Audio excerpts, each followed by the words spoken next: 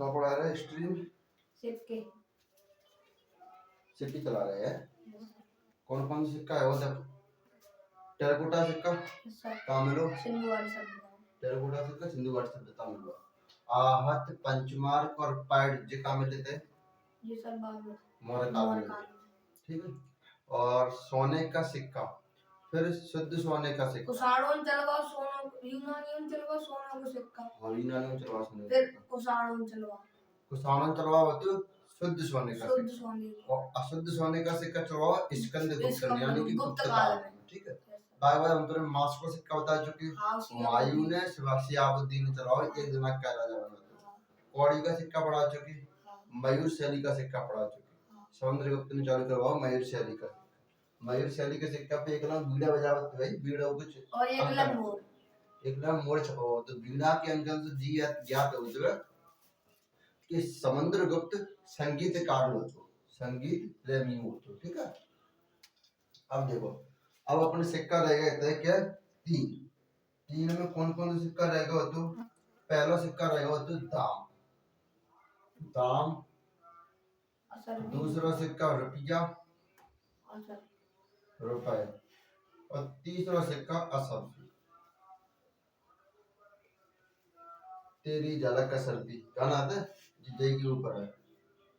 असरफी माने होते हैं कि सोना, जैसे कि तू बोल बोल लड़की का मतलब तुम अगर ऐसे दिखाई देते हैं जैसे कि सालन के बाद सोना दिखाई देते हो। कहो दिन इतने दिन बीत जाता बाकी बाद सोना दिखाई देते ना, ऐसे तुम दिखाई देती कहे तेरी झलक असरफी। देखो तीनों कौन ने चालू करवाया? शेरशाह सूरी ने तीनों सिक्का चालू करवाया, दाम, रुपया, असरफी। जो आज भारत सरकार जो रुपये यूज कर रही है वो रुपया शेरशाह सूरी ने ही चालू करवाया। ठीक है। तो अब पहला सिक्का कौन सा? दूसरा आहत पंचमार्क पैड जी कौन चालू करवाओ? मौर्य काल में। शीशा का सिक्का कौन चालू करवाओ? शीशा का सिक्का सातवां। मयूर शैली का सिक्का कौन चालू करवाओ? मयूर शैली का सिक्का समुद्रगुप्त ने। अशुद्ध सोने का सिक्का स्कंदगुप्त। शुद्ध सोने का सिक्का सोने का सिक्का यूनानी। कौड़ी का सिक्का गुप्त काल में चला। गुप्त काल में कौड़ी का सिक्का। मांस का सिक्का शिहाबुद्दीन एक दिन का राज। हाँ, वायु के समय। ठीक है। मैं जोड़ कर अब देखो, दाम, रुपया, असरफी, तीन सिक्का। दाम हो तो ये दाम और रुपया और असरफी। दाम हो तो गरीब जनता का, जो गरीब जनता है, गरीब जनता का दाम काय को बना हो तो दाम बना रहा तो तामा काय बना हो तो तांबे। ठीक है। और रुपया रहा तो मध्यवर्ती मीडियम क्लास का, मीडियम क्लास यानी कि न ज्यादा पैसा गरीब ने और न ज्यादा अमीर ने, बात बोलते हैं मीडियम क्लास। एक होता है लोअर क्लास, बिल्कुल ही गरीब। एक होता है upper class, upper class, medium class, lower class. समाज जे तीन भागन में बंटो। समाज जातियन में बंटवा, लेकिन जे तीन भागन में ज्यादा बंटवा, इनकी एक ज्यादा पैसा वाले, एक ज्यादा गरीब और एक बिल्कुल ही ज्यादा गरीब। हाँ। अब देखो मीडियम क्लास वाले काय का तो रुपया काय का बनो तो चांदी का रुपया बनो। और जी है वो अमीर, सोने को। अमीर लोग, तो अमीर लोगों ने का जी बनो तो सोने। तो क्वेश्चन आ रहा है दाम काय का बनो तो तांबा का, और रुपया चांदी का, असरफी सोने का। असरफी सोने की। दाम, रुपया, असरफी कौन चालू करवाई? शीशा का सिक्का कौन चालू करवाओ? मांस का सिक्का शिहाबुद्दीन हुमायूं के समय। मांस का सिक्का शिहाबुद्दीन हुमायूं के समय। कौड़ी का सिक्का गुप्त काल। कौड़ी का सिक्का गुप्त काल। मयूर शैली का सिक्का अरे इसको मतलब गुप्त काल में चलो समुद्रगुप्त ने चालू करवाओ। आहत पंचमार्क पैड मौर्य काल। आहत और टेराकोटा का सिक्का सिंधु घाटी सभ्यता। शीशा का सिक्का दाम का सिक्का असरफी रुपया मेरा। अब तुम बता जो शुद्ध सोने का सिक्का अशुद्ध सोने का सिक्का स्कंदगुप्त ने अशुद्ध सोने का सिक्का चालू करवाओ, ठीक है। कपड़ा कहाँ रख दो, चल बिठाओ। देखो आगे ये तीनों है गए। Yes sir. गरीब लोगों ने क्या चालू करवाई, दाम। और अमीर लोगों ने क्या, रुपया।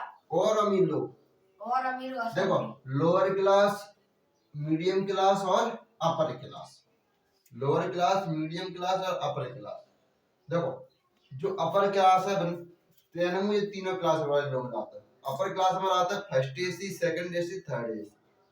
मीडियम क्लास वाले का होता है स्लीपर, और बिल्कुल ही जो डाउन समझ नहीं है एकदम लोअर क्लास जनक का रहते हैं जनरल। तो अब समझ ले कि कौन सी कैटेगरी में आता है, ठीक है। अब देखो आगे पहला सिक्का कौन सा होता है, टेराकोटा का सिक्का, सिंधु घाटी सभ्यता में चालू हुआ। तीसरा टेराकोटा सिंधु का ऐसे ले लो, ठीक है। दूसरा सिक्का पंचमार्क, दूसरा सिक्का पंचमार्क, आहत और पायड़, शॉर्ट लेकर चलना, ठीक है। जी कौन सा समझ चालू हुए थे, मौर्य का। तीसरा सिक्का, तीसरा सिक्का सीसा का सिक्का सातवां। चौथा सिक्का शुद्ध सोना, शुद्ध सोने का सिक्का चालू हुआ चारों कौन ने, यूनानी हो। वो सोने का सिक्का, सोने का सिक्का चालू करवा क्या यूनानी हो। और अगला सिक्का आएगा शुद्ध सोने का सिक्का, जी चालू करवावे कुषाणों। फिर आएगा अशुद्ध सोने का सिक्का, जी आएगा क्या स्कंदगुप्त यानी कि गुप्त काल में चालू है। अगलो आवे वो जाके बाद मयूर शैली का सिक्का, जी चालू करवावा क्या गुप्त काल में कौन, समुद्रगुप्त ने। अगलो आएगा क्या कौड़ी का सिक्का, ये भी गुप्त काल में बाबू। फिर आएगा तेरा मांस का सिक्का, जी चालू करवावे हुमायूं ने शिहाबुद्दीन के समय, या शिहाबुद्दीन और हुमायूं के समय। अगला सिक्का 10, 11 और 12। अगला सिक्का दाम, शेरशासुरी, रुपया, शेरशासुरी और असरपी, शेरशासुरी। 12 सिक्का पढ़ा दो तुम्हें, 12 सिक्का याद है नहीं बेटे, कितना याद है। पहला सिक्का टेराकोटा का सिक्का, दूसरा सिक्का पंचमार्क, परमार्क, आहत। तीसरा सिक्का सीसा का सिक्का। चौथा सिक्का बोर्ड तो बचे था मन में आंखें बंद करके, सीसा का सिक्का। चौथा सिक्का, चौथा बाबा सर, अरे देखो 3 सिक्का ऐसे याद रखो।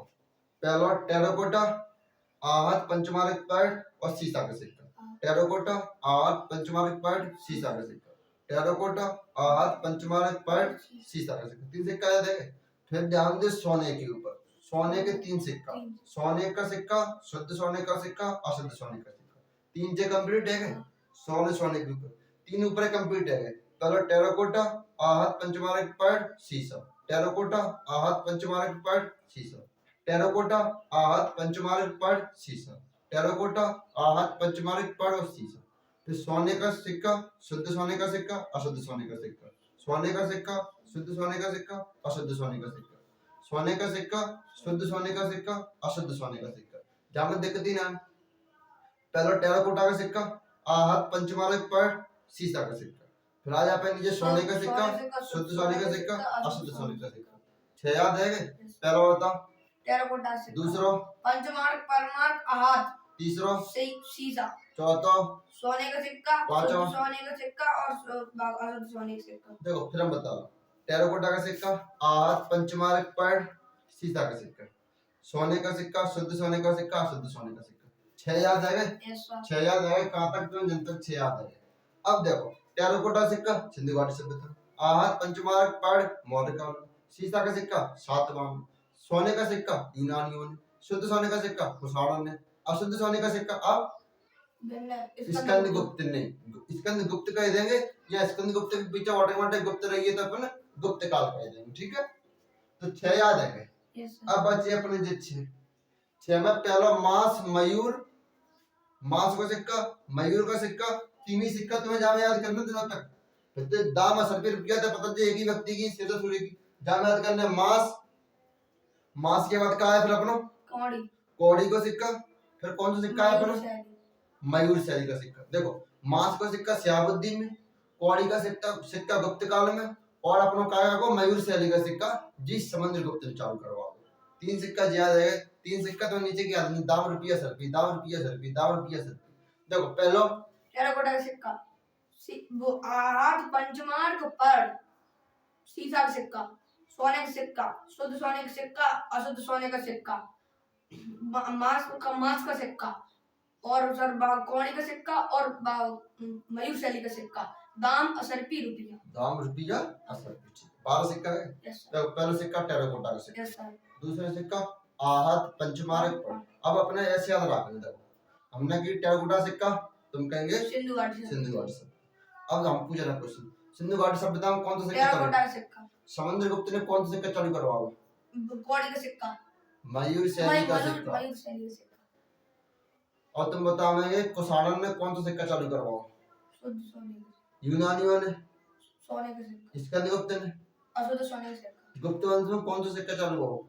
गुप्त वंश में सर वो अरे कौड़ी वाला सिक्का। कौड़ी वंश, कौड़ी में अकेले में गुप्त आ रहा है, गुप्त वंश में और भी सिक्का चालू हुआ, लेकिन बिना के नाम है कौन के समय कौन के समय। ठीक है, देखो पहला सिक्का टेराकोटा, धीरे धीरे पढ़ा पड़ेगा और इतनी जल्दबाजी मत करो कि जो मुंह में बोल रहे हैं वो अपने मन में खा जाओ, द्वारा निकलने के पहले। देखो पहला सिक्का टेराकोटा का सिक्का, सिंधु घाटी। दूसरा सिक्का आहत पंचमार्क पर, मौर्य काल में। तीसरा देखो सीसा का सिक्का, सातवां नंबर। तीन सिक्का कंप्लीट है। अब आएगा अपने चौथा, पांचवा, छठा। सोने का सिक्का, शुद्ध सोने का सिक्का, अशुद्ध सोने का सिक्का। तीन सिक्का जो है। और सोने का सिक्का काल चलवा अपने यूनानियों ने। दूसरा आएगा शुद्ध सोने का सिक्का कुषाणन ने। अशुद्ध सोने का सिक्का अपने कौन चालू करवाओ? स्कंदगुप्त ने। यानी कि 6 सिक्का पे कंप्लीट है। 6 सिक्का के बाद आएगा 7वां सिक्का, 7वां, 8वां, 9वां। जो तीन सिक्का ने अलग रखा, कौन कौन से? मांस को सिक्का लगा रखो, कौड़ी को सिक्का लगा रखो और मयूर शैली का सिक्का लगा रखो। मांस को सिक्का शहाबुद्दीन ने चालू करवाया, कौड़ी का सिक्का गुप्त वंश में चालू हुआ और मयूर शैली का सिक्का समुद्रगुप्त में हुआ। तीन सिक्का जो है बचे तीन, दाम रुपया सरपी, दाम रुपया सरपी जो कि शेरशाह सूरी ने चालू करवाया। दाम लोअर क्लास, रुपया मिडिल क्लास और असरपी अपर क्लास। तीनों क्लास ने का जमाना पहले बनवाओ। तो शेरशाह सूरी को अपन जीवन काल तो बाद में पढ़ाएंगे, सिक्का पढ़ना है अपन, ठीक है। तो सिक्का के अध्ययन को अपन क्या कहते हैं? New mathematics, new mathematics. सिक्कों के अध्ययन को अपन न्यू मैथमेटिक्स कहता है, ठीक है। अब अगला देखो, प्राचीन काल में पुरातात्विक पढ़ा रहे। पुरातात्विक में से दो है पुरातात्विक में, पहला सिक्का तो अभिलेख और दूसरा का तो अभिलेख। तो हमने तुम्हें सिक्का कंप्लीट याद करवा दे। 12 सिक्का आया, 12 सिक्कन के नाम उंगलियों पे ध्यान रखिए। उंगलियों पे जैसे आंखें मूंछों पे, आंखें बंद करो, हाथ की उंगलियां गिनो 12। एक उंगलियां में 3 बेर आता है, उंगलियां 10 ही होंगी, 3 बेर आते हैं खंबे पे। 3 होने में मतलब एक ही हाथ में 12 आ जाएंगे। तो अब मेरे पे ध्यान रखो कि टेराकोटा, आहत पंचमार्क पर, सीसा का सिक्का, सोने का सिक्का, शुद्ध सोने का सिक्का, अशुद्ध सोने का सिक्का, कौड़ी का सिक्का, मांस का सिक्का, मयूर शैली का सिक्का, दाम रुपया सरपी। 12 सिक्का याद है क्या? अब जिस सिक्का जैसे ही तुम सिक्का का नाम ले, सीसा को सिक्का ऑटोमेटिक ध्यान करके यो क्वेश्चन आवे, शुद्ध सोने का सिक्का अपने आप कुषाण आ जाए, अशुद्ध सोने का सिक्का अपने आप स्कंदगुप्त आ जाए। टेराकोटा सिक्का आवे, जैसे ही टेराकोटा होगा सिंधु घाटी सभ्यता ऑटोमेटिक आ जाएगी। या हम सिंधु घाटी सभ्यता कहेंगे तो टेराकोटा ऑटोमेटिक आ जाएगा। आइए, तो 12 सिक्का हमने कंप्लीट पढ़ा दिया तुम्हें, और हम जी मान के चल रहे हैं कि 12 सिक्का याद है। अब याद क्या दिमाग बिल्कुल ही खत्म है कि तुम्हें याद ही ना होने तो हम क्या करते। तो अब सिक्का पुरातत्व में हमने सिक्का तुम्हें पूरी तरीके से पढ़ाया। अब अगला क्या पढ़ाएंगे? अभिलेख। अब अभिलेख के बारे में चलेंगे। 4 से 5 अभिलेख है मेन इंपोर्टेंट। तो अपन 5 ही अभिलेख पढ़ेंगे, ज्यादा नहीं पढ़ेंगे। जो पेपर में आवे वो सिर्फ बे पढ़ेंगे। तो सिक्का पढ़ ले। अब बाद क्या पढ़ेंगे? दूसरा पॉइंट क्या है अपना? अभिलेख। अब पहला क्वेश्चन बनता है कि अभिलेख किसे कहते हैं। सबसे पहले यही तो बना कि अभिलेख किसे कहते हैं। सिक्का तो पता पड़ेगा कि सिक्का क्या चीज होता है, और सिक्का को प्रयोग तुम आज ही कर रहे हो, लेकिन अभिलेख को प्रयोग तुम आज नहीं कर रहे। अब तो ना कर रहे अभिलेख को प्रयोग। अब बताओ को पत्थर ने पे लिख दो जो अभिलेख बनेगा वो चीज है, देखा था ना पत्थर। तो अब देखो अभिलेख किसे कहते हैं। पहली बात देखो, हम तुम्हें एक चीज समझाया था कि अभिलेख किसे कहते हैं, शिलालेख किसे कहते हैं, स्तंभ लेख किसे कहते हैं, गुफा लेख किसे कहते हैं, मतलब जा चीज के ऊपर लिखे दो। जी भितिया है, अगर जब भितिया के ऊपर लिख देंगे तो जा बोलेंगे भित्तीय लेख। क्या बोलेंगे? जा भित्तीय लेख, यानी अगर भितिया के ऊपर लिख दो तो भित्तीय लेख, शिला के ऊपर लिख दो तो शिला लेख, स्तंभ यानी तुमने देखी हुई घर बनते हो तो घर में पिलर बनता है, भाई अपन स्तंभ कहा था, स्तंभ खड़ा है तो पिलर बोल देता अपने इंग्लिश में। अब स्तंभ लेख हिंदी में कौन ना बोलते। अब हर बूढ़ो से बूढ़ो आदमी भले वो अपन नाम नहीं लिख पावा तो, लेकिन तो पिलर ही कहते हैं। तो पिलर लेख यानी कि जो स्तंभ के ऊपर लिख रहा हो वह बोलेंगे अपन स्तंभ लेख, गुफा में लिख रहा हो वह बोलेंगे अपन गुफा लेख। अब भाई समझो पहला पॉइंट, ठीक है। अगर बड़े बड़े पत्थर के ऊपर लिख रहा हो, बड़े बड़े पत्थरों के ऊपर, तो बाय बोलेंगे अभिलेख। अगर बड़े बड़े पत्थर के ऊपर लिख रहा हो तो अभिलेख, और छोटे छोटे पत्थर वैसे ही समझा देते हैं बोल लिखे हुए। अगर बड़े बड़े पत्थर के ऊपर लिखे हुए तो अभिलेख, छोटे छोटे पत्थर के ऊपर तो आएगा।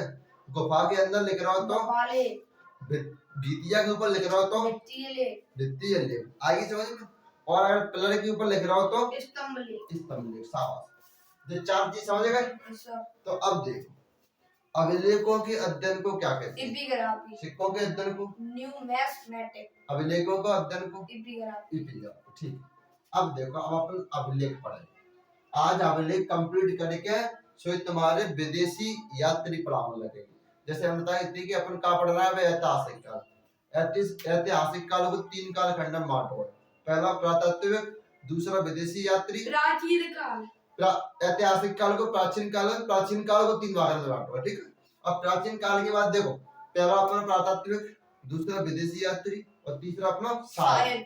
तो अब आज ऐतिहासिक वो पुरातात्विक खत्म हो जाएगा, कल या परसों में जाके विदेशी यात्री खत्म हो जाएंगे, साहित्य करेंगे, ठीक है। तो अब देखो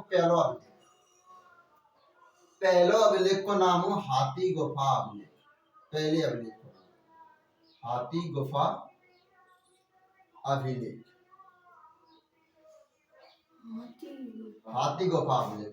अब हर अभिलेख की जगह पता है जैसे कि जी अभिलेख कहाँ मिला होता, तो क्वेश्चन में आवत हो कि हाथी गुफा अभिलेख कौन से राज्य में मिला हो, तो हाथी गुफा अभिलेख कहाँ मिला है? उड़ीसा में। हाथी गुफा अभिलेख कहाँ मिला है? उड़ीसा में। जी हाथी गुफा अभिलेख में काची थी तो कलिंग युद्ध की चर्चा थी। क्या थी? कलिंग युद्ध की चर्चा। कलिंग युद्ध कब हुआ? तो 261 ईसा पूर्व। कौन ने करो तो अशोक ने करो। कौन ने करो? अशोक ने। और जी अभिलेख लिखो कौन ने हो? तो उड़ीसा के एक राजा था खारवेल नाम का, नाम तो मेरे को खारवेल। खारवेल ने जी अभिलेख लिखो, और जब कलिंग को युद्ध है रहो अशोक वर्सेस, तब उस समय राजा को नाम तो नंदराज। अशोक वर्सेस नंदराज के बीच में कलिंग युद्ध बहुत 261 ईसा पूर्व कलिंग युद्ध। आइए समझ में, अशोक वर्सेस नंदराज, अशोक वर्सेस नंदराज। अशोक ने जब कलिंग युद्ध करो तो नंदराज की प्रजा के ऊपर इतना कहर बरपाओ कि जो छोटा बच्चा तो जो छोटा बच्चा बूढ़े से लेके मैं बच्चा तक छोटे पीस से कटवाया था। देखो एक बात मुझे बताओ, युद्ध होते हुए दो सेनाओं के बीच, युद्ध होते हुए, लेकिन अशोक ने इतनी दुर्दशा करी थी कि सेना पूरी मारने के बाद नंदराज की भागे बाद के राज्य में घुस गए और मैं बच्चा शायद कटवा गए। जब अशोक ने आए देखो अपनी आंखें से कि हमने जी क्या करवाया था, वैद्यनाथ से अशोक ने तलवार फेंक दी। और अशोक के अभिलेख में बतावे एक अभिलेख को भेरी घोष के स्थान पर धम्म घोष। तो बाबा भेरी घोष मतलब होता तलवार युद्ध, और धम्म घोष मतलब होता धर्म की ओर जाना। वैद्यनाथ अशोक ने तलवार फेंक के जी का करा, हमने इतने मासूम लोगों ने के ऊपर जान दे दी। देखो बच्चा में और बूढ़े में, बच्चा जब जन्म लेते हो नहीं तब बाप के पास नाम ना होते हैं, केवल सांसें होते हैं जब बच्चा जन्म लेते हो। और बूढ़ा आदमी जब मरते हुए तो बा के पास नाम होते हुए पर सांसें नहीं होती। तुमने देखी हुई जब बच्चा जन्म लेंगे हाले तो नाम रखना जाते हैं, हाल नाम रखा जाते तो बाकी सांसें चलते हुए यहाँ में नाम नहीं हो। तो बच्चा को जब जन्म लेते तब बाकी पास नाम नहीं होते ना, सांसें होते। और बूढ़े के पास सांसें ना होते क्या तो मर ही रहोगे, पर नाम होते नहीं, को मरेगा फलाने मरेगा, तो नाम से पता पड़ते हुए सांसें खत्म है कि नहीं है। अब देखो ऐसे ही अशोक और नंदराज के बीच में कलिंग को 261 ईस्वी पूर्व में जब अशोक जब बोल रहा है ना नंदराज की सेना पूरी कटवा दी, मैं राज्य पूरा कटवा दूं, पूरा राज्य। जब अशोक ने आके अपनी आंखें तो देखो कि खून की नदियां बह रही जाके, तब जाके देख के जिनने तलवार फेंक दी और जिनने हाँ यहाँ देखो तब तुम भाई तलवार फेंक दी और भैली घोष के स्थान पर धम्म घोष की यात्रा कर ली कि अब हम युद्ध नहीं करेंगे, धर्म में जाएंगे और अपने पूजा पाठ करेंगे। वही दिना से अशोक ने तलवार फेंक दी। पहली बार कितने साल बाद युद्ध नहीं हुआ? हाँ अशोक के तलवार फेंकने के बावजूद कछु सालों तक युद्ध भवा ही नहीं है, क्योंकि अशोक को कहना था कि हथियार चलाए वो बंद करें, यानी हथियार चलाना छोड़े, भूले नंजे, चाहे जब उठा सकते, समझ गए, चाहे जब। चंगेज खान की नहीं, जब चंगेज खान निकल तो युद्ध का जाए तो अपने सेनापति ने टेक तो सेनापति जो कहते हो कि जी भाला है, अगर जी भाला पूरा भर के नहीं आओ ऊपर तक मुड़न से भर के नहीं आओ और जाकर भाला कम रहेगा तो समझियो भाई सेनापति को मुड़ काटे के भाई भाले में उसे दब जाएगा। अब तुम सब कही दे जाएगी जिले तलवार और जिले भाला, अगर जी संजाता के मुड़न से भर के नहीं आओ क्या मुड़ जामे होगा तो तुम फिर एक्स्ट्रा भर के ले आवेंगे नहीं ले आवेंगे। को क्या कर रहा हो राजा के सेनापति को क्या कर रहा हो, फिर ऑर्डर पूरा दे आगे समझ में सेना तुम्हारे संग पूरी तो जा राज्य में के चंगेज खान गुजर जा तो वो राज्य खत्म हो जाता, पूरा राज्य खत्म हो जाता। स्त्रियों का रेप करते चंगेज खान, तभी तो पूरे विश्व में 50 से 70% लोग आज भी चंगेज खान के ही वंशज है, चंगेज खान के। आई समझ, यानी कि उनके आंख में परखा चंगेज खान है। तो जब राज्य में के गुजर जाते हो ना वो राज्य पूरा तहस नहस कर जाता है। तो चंगेज खान मरे के बावजूद 10-20 साल तक कोई भी राज्य में उद्यम ही नहीं हो का पता चंगेज खान मरो के केवल कहानी बना देते पर जिंदा वो फिर क्या कंडीशन करे तो मूड फिर हो गया। हाँ आई समझ में। तो बताओ कलिंग युद्ध कौन कौन के बीच में भाव? अशोक वर्सेस नंदराज। कौन सी ईस्वी में भाव? 261 ईस्वी पूर्व। जी हाथी को पावले कौन ने लिखवाया? खारवेल नामक राजा। खारवेल का कौन कन के राजा आता है जी? उड़ीसा जी, लिखिए ना उड़ीसा। आई समझ में। तो हाथी गुफा अभिलेख समझ गए। अब क्वेश्चन आएगा कि हाथी गुफा अभिलेख में किस चीज को लिखा है? तो कलिंग युद्ध के बारे में। किसी युद्ध के बारे में लिखा है? कलिंग युद्ध। क्या ईस्वी पूर्व भाव? तो 261। कौन के बीच में भाव? अशोक वर्सेस नंदराज। कौन ने लिखवाया हाथी गुफा अभिलेख? खारवेल। दूसरे अभिलेख का नाम है ऐहोर अभिलेख। ऐहोर अभिलेख। हाँ देखो दो जब सबसे पहले सर्वप्रथम पढ़ाते हैं भूल लगा था कि सर भूल गए पढ़ावे कि अभिलेख पढ़ावे की बात बता दें। तो देखो दुनिया को सर्वप्रथम अभिलेख को नाम है बोगजगोई अभिलेख, एशिया माइनर तुर्की से खोजा होगा। तुर्की एक देश है, वहां एशिया माइनर की जगह है, वहां बोगजगोई अभिलेख दुनिया का सर्वप्रथम अभिलेख बोगजगोई अभिलेख, समझ गए। और अभिलेख को सर्वप्रथम पढ़ने वाले व्यक्ति को नाम तो डेरियस, जो ध्यान रखना सर्वप्रथम अभिलेख को पढ़ने वाले व्यक्ति को नाम कहा तो डेरियस। और सर्वप्रथम अभिलेख कौन सा मिलो? बोगजगोई अभिलेख का मिलो एशिया माइनर तुर्की। आई समझ में। आंसर खत्म। अब देखो ऐहोर अभिलेख राजस्थान में, कहा तो राजस्थान। ये दूसरा अभिलेख ऐहोर अभिलेख ये राजस्थान में था। और पुलकेशन द्वितीय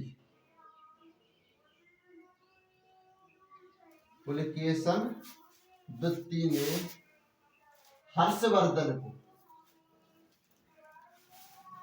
हर्षवर्धन को हराया। आई समझ में। अब क्वेश्चन आया कि एवर अभिलेख में कौन ने को हराओ? तो पुलकेशन द्वितीय ने हर्षवर्धन को पराजित किया। कहाँ स्थित है? राजस्थान में। राजस्थान में कौन सा अभिलेख है जो पुलकेशन द्वितीय ने हर्षवर्धन को हराया था? एवर। दो अभिलेख है क्या? पहला अभिलेख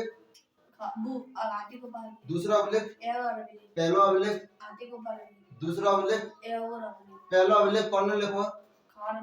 दूसरा अभिलेख में कौन ने को पराजित करो? पुलकेशन द्वितीय ने हर्षवर्धन को पराजित किया था। तीसरा अभिलेख का नाम है जूनागढ़ अभिलेख। जूनागढ़ अभिलेख कहाँ है? तो दीजिए त्यारो गुजरात में स्थित है। और जामे काकयज्ञ के जो सुदर्शन झील है,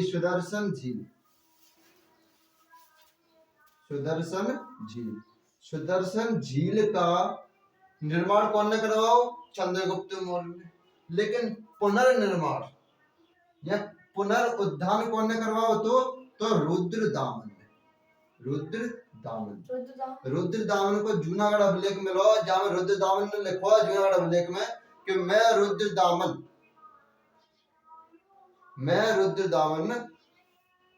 कौन सी झील को? सुदर्शन झील का पुनर्निर्माण करवा रहा हूँ। इसका निर्माण चंद्रगुप्त मौर्य ने करवाया था। जब चंद्रगुप्त मौर्य गुजरात विजय को अभियान लेकर चलो, जब गुजरात जीत ली बाने तो सुदर्शन झील का निर्माण करवाओ। तो फिर रुद्रदामन आ जाने को सुदर्शन झील का पुनर्निर्माण करवाओ और लिखो अभिलेख में कि मैं रुद्रदामन जो चंद्रगुप्त के द्वारा सुदर्शन झील का निर्माण कराया गया था उसका पुनर्निर्माण करवा रहा हूँ। तो समझिए जूनागढ़ अभिलेख कौन ने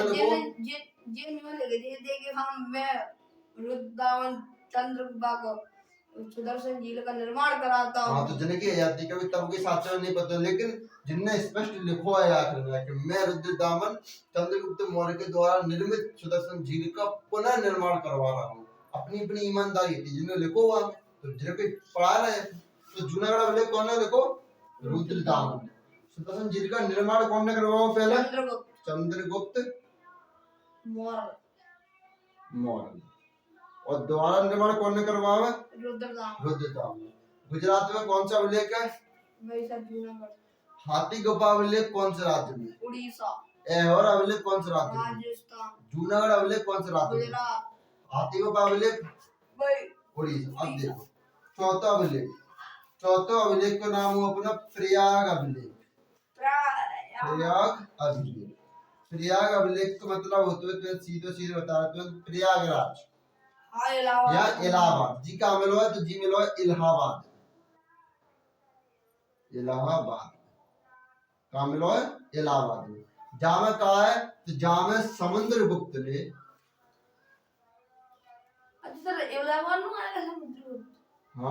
समुद्रगुप्त ने अपने विजय अभियान दर्शाया। अपने विजय अभियान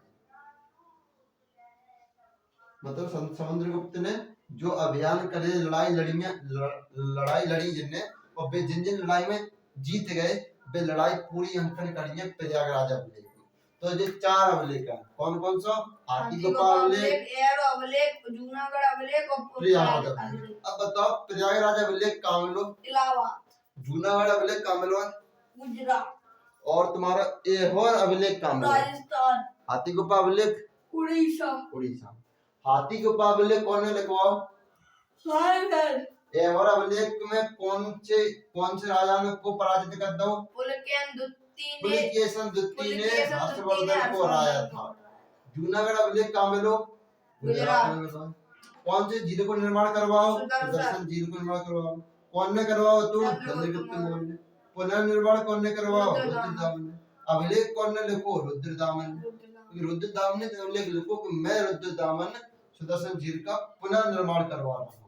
प्रयागराज अभिलेख कहाँ मिलो? इलाहाबाद। काची चर्चा करी गई तो समुद्रगुप्त ने विजय अभियान, यानी कि तुम्हारे अभिलेख कंप्लीट है। चार अभिलेख। पहला कौन सा? हाथी गुफा अभिलेख, एहोर अभिलेख, जूनागढ़ अभिलेख और प्रयागराज अभिलेख। पहले अभिलेख में क्या चर्चा है? पहले अवलेखन कलिंग युद्ध की। दूसरे अवलेखन का चल के पुलकेशन ने भी हर्षवर्धन पारित कर दिया। तीसरे में कहा है तीसरे में भाई सुदर्शन झील की और चर्चा। चौथे में कहा है चौथे में बन गई समुद्रगुप्त ने विजय अभियान। समुद्रगुप्त ने विजय अभियान चालू करी। बस सिंपल सी इतनी बात है। अब तुम्हारा पुरातात्विक खत्म है, ठीक है।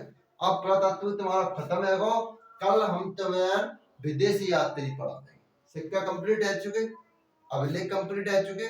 अब कल हम तुम्हें विदेशी यात्री पढ़ाएंगे। फाहियान, वैनचांग, इत्सिंग, इब्न बतूता, समझ गए।